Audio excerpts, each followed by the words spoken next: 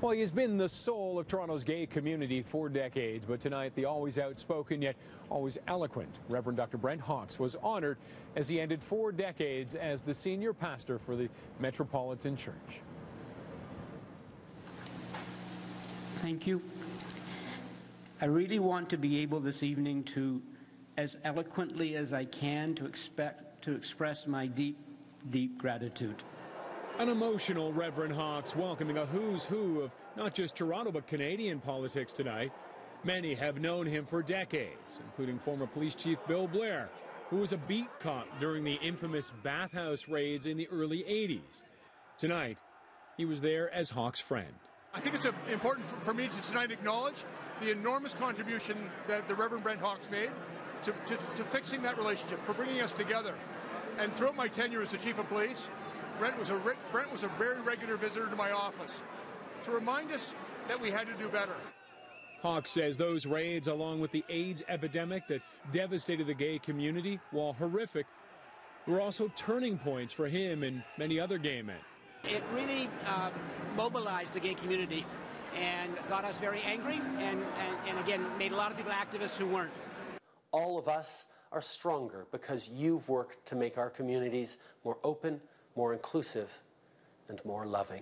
Reverend Brent Hawkes is part of the conscience of this community. He's a fighter for rights, human rights of all kinds, including LGBTQ. Well done, choir.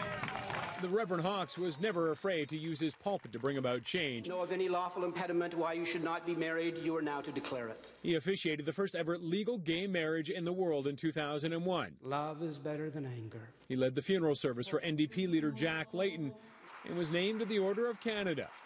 But near the end of his tenure, he found himself accused of a sexual assault that allegedly occurred 40 years ago down east. But he was found not guilty this year.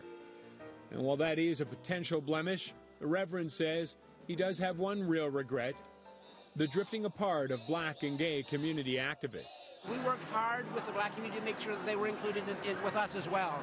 And then we kind of drifted apart, I think. I think the AIDS crisis diverted us, in a sense, from that joint activism and working together. We're blessed to have you in our midst. We're blessed to be able to continue to work with you. We wish you all the very, very best. It was appropriate tonight that Premier Kathleen Wynne and her spouse, Jane Rounthwaite, introduced the Reverend as he again broke down when he ended the evening. Together, we have been able to change the world.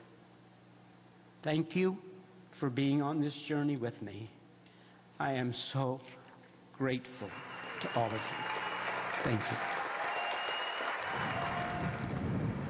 While Hawkes may be stepping down from the pulpit, his activism will continue. He says he will be working on LGBTQ rights at an international level. He says he wants to work on religious-based responses to religious-based homophobia.